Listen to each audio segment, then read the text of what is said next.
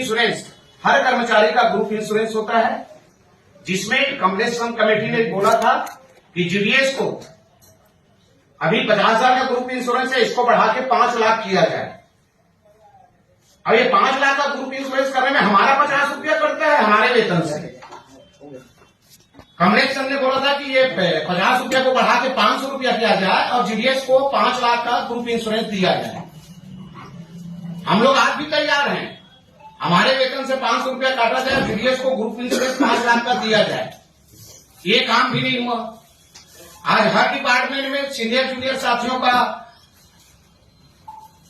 अनुभव रहता है, उस आधार में उसको प्रमोशन दिया जाता है या एक वेतनमान दिया जाता है।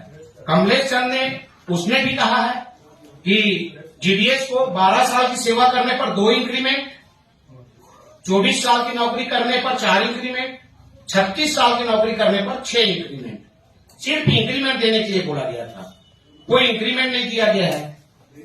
कमलेश संघ ने बोला था जीडीएस अगर सेवानिवृत्त हो जाता है 65 वर्ष के बाद, उन्होंने बोला था कि ग्रेजुएटी को 5 लाख रुपया दिया जाए, लेकिन उसमें भी सरकार ने काट छाटकर आज ग्रेजुएटी 1.5 लाख रुपया कर दिया है। एक ग्रेसिया दिया जाता है, वो भी 5 लाख बोला गया था, उनको भी काट दिया गया है।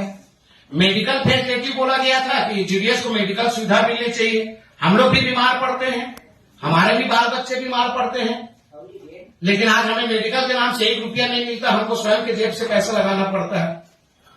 ये तमाम कमलेश संघ की सिफारिश को इंप्लीमेंट करने के लिए सरकार ने तोड़ मरोड़ के लागू कर दिया है। ये हमारी पुरानी डिमांड है। आज इसी पोस्टल डिपार्टमेंट में जीडीएस की भर्ती हो रही, लगातार वैकेंसियां आ रही है। इस वैकेंसी में 100 से 100 मार्क लेके बच्चे आ रहे हैं। ऑनलाइन भर्ती चालू किया गया है। आज देश के किसी कोने का बच्चा कहीं पर भी नौकरी कर सकता है और उनको वेतन जब आज पोस्टल डिपार्टमेंट में पता चलता है तो 4 घंटे का, वो नौकरी छोड़ के चला जाता है।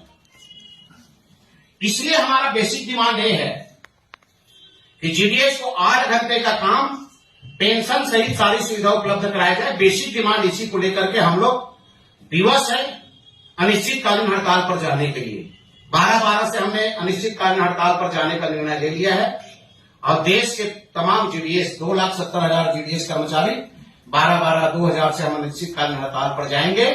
और इस समय हम लोग करो या मरो की स्थिति में हैं, क्योंकि अगर हम लोग इस चार्टर ऑफ डिमांड में अपनी एकजुटता और अपनी मांग को सरकार से नहीं मनवा पाए तो आने वाले समय में जीडीएस का उद्धार हो पाना नामुमकिन है।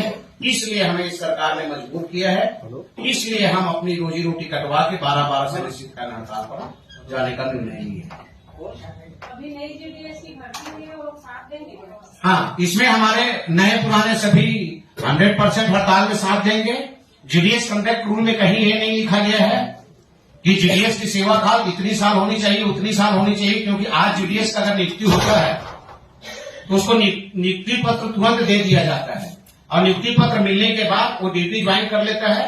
और जो भी बच्चा अगर ड्यूटी ज्वाइन कर लिया है, वो चाहे 1 हफ्ते का ज्वाइन किया हो, चाहे 3 साल का हो, चाहे 20 साल का हो, हड़ताल कर सकता है। जीडीएस कॉन्ट्रैक्ट रूल में कहीं ये नहीं लिखा गया है कि नए बच्चे को 3 साल का अनुभव होना या 5 साल का अनुभव होना, 2 साल का अनुभव होना। ये जीडीएस कॉन्ट्रैक्ट रूल में कहीं नहीं है।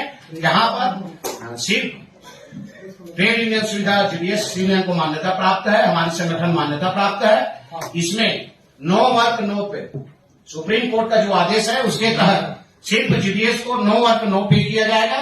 तो हम लोग अपनी वेतन कटवाने के लिए तैयार हैं और जब तक हमारी जायज मांगों को नहीं माना जाएगा, इस समय जीडीएस कर्मचारी अपनी हड़ताल वापस लेने के लिए तैयार नहीं है। जिस तरह से पुराने आश्वासन आपको मिले थे 2018 में और वो आश्वासन झूठे निकले, जिसमें आपने कहा कि रविशंकर प्रसाद वगैरह, तो आप क्या उन झूठे आश्वासनों के बदौलत आप लोग फिर वापस हो जाएंगे क्या? या क्या आश्वासन क्या होता? सरकार आपसे कह रही कि कर लेंगे, नहीं कर रहे, तो कैसे मानोगे आप? इसके लिए हमने चरणबद्ध तरीके से सरकार से लगातार संपर्क में रहे, लगातार बातचीत होती रही।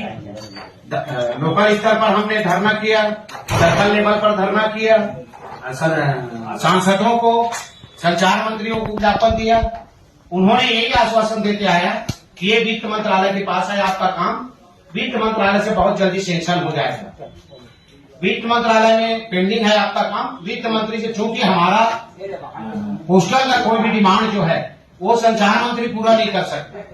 सर, संचार मंत्री को पावर नहीं है 1 रुपया खर्चा करने का।